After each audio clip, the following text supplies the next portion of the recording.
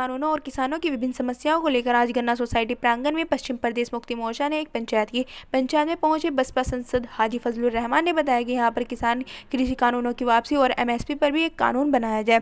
इसी को लेकर आज गन्ना सोसाइटी में किसान इकट्ठा हुए हैं। उन्होंने बताया कि किसानों की एक मांग यह भी है कि जो पैसा गन्ने का शुगर मिलों पर बकाया है उसको वापस किया जाए और जितने दिन इनका पैसा मिलों पर बाकी रहा है उनका भी ब्याज दिया जाए। गन्ना सोसाइटी से पश्चिम मुक्ति मोर्चा के सदस्य रेलवे स्टेशन पर पहुंचे और अपनी मांगों को लेकर रेलवे ट्रैक पर बैठ गए। हालांकि सुबह से ही आला अधिकारी स्टेशन पर मौजूद थे और सुरक्षा की तैनात रहा। भैया, जैसा आप लोग जानते हैं, यहाँ पर किसान लोग जमा हुए हैं इस मांग मनवाने के लिए कि जो भारत सरकार ने कृषि से मुताल्लिक 3 कानून बनाए हैं उनको वापस लिया जाए और उसके साथ साथ एमएसपी पर भी एक कानून बनाया जाए।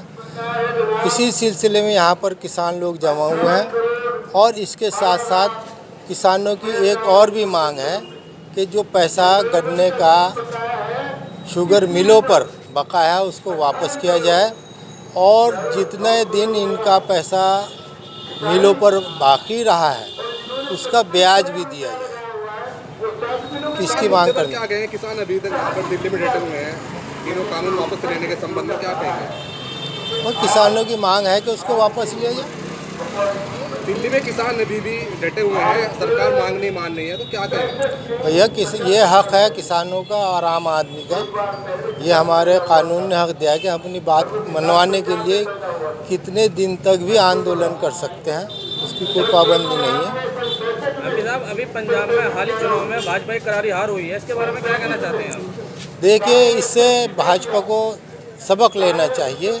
अगर इस आंदोलन को इसी तरीके से चलने दिया और इनको वापस नहीं लिया तीनों कानून को, तो आने वाले दिन भाजपा के लिए अच्छे नहीं हैं। अच्छा, यूपी में भी पंचायत चुनाव आने वाले हैं, क्या इसका असर उसमें देखने को मिलेगा?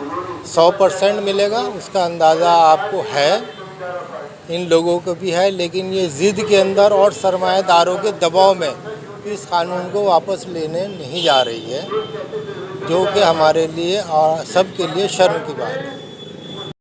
भगत सिंह वर्मा, राष्ट्रीय अध्यक्ष, पश्चिम प्रदेश मुक्ति मोर्चा। देखिए, भारत एक कृषि प्रधान देश है और आज़ादी के 73-74 वर्षों बाद भी इस देश का किसान कर्जबंद होकर आत्महत्या करने को मजबूर है, जिसके लिए भारतीय जनता पार्टी की केंद्र सरकार और उत्तर प्रदेश की योगी सरकार सीधे सीधे जिम्मेदार है। पहले से ही इस देश का अन्नदाता किसान परेशान था। इन 3 काले कानूनों को लाकर प्रधानमंत्री जी ने और केंद्र सरकार ने इस देश के किसानों को बर्बाद करने का काम किया है और इस देश को तबाह करने का काम किया है, जिसे इस देश का अन्नदाता किसान अब बर्दाश्त करने वाला नहीं है। इन 3 काले कानूनों की वापसी तक देश के किसानों का आंदोलन चलता रहेगा।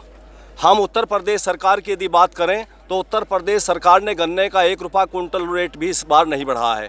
पश्चिम प्रदेश मुक्ति मोर्चा बराबर मांग करता आ रहा है कि गन्ने का लाभकारी रेट 600 रुपये कुंटल होना चाहिए। पिछले वर्षों का भी अभी गन्ने का भुगतान चीनी मिलों पर बकाया है। यदि इस बार की हम बात करें तो उत्तर प्रदेश की 120 चीनी मिलों पर 12,000 करोड़ रुपये गन्ना भुगतान व 8,000 करोड़ रुपये चीनी मिलों पर ब्याज बकाया है, जिसके लिए सरकार कोई कार्रवाई नहीं कर पा रही है। तो कब तक बैठे रहेंगे आप लोग? बैठे रहेंगे, आंदोलन है। तो अभी हम लोगों की पंचायत थी गन्ना सोसाइटी देवबंद में, हमने वहाँ गन्ने की बात की, अब यहाँ रेल की पटरियों पर बैठे हैं। आज ये आंदोलन सारे देश में हो रहा है किसानों का। जब तक ये कृषि काले कानून वापस नहीं होंगे, गन्ने का लाभकारी रेट 600 रुपये कुंटल नहीं होगा, गन्ने का भुगतान और ब्याज किसानों को नहीं मिलेगा, किसानों की समस्याएं हल नहीं होंगी। दूसरे, केंद्र सरकार बराबर डीजल पर रेट बढ़ाती जा रही है, पेट्रोल के रेट बढ़ाए जा रहे हैं, गैस के रेट बढ़ाए जा रहे हैं। हम कहना चाहते हैं कि डीजल के रेट बढ़ाने से इस देश के अंदर महंगाई बढ़ती है। महंगाई सीधे सीधे बढ़ाने के लिए डीजल का रेट जिम्मेदार है। तो डीजल के रेट 40 रुपये होने चाहिए कम से कम।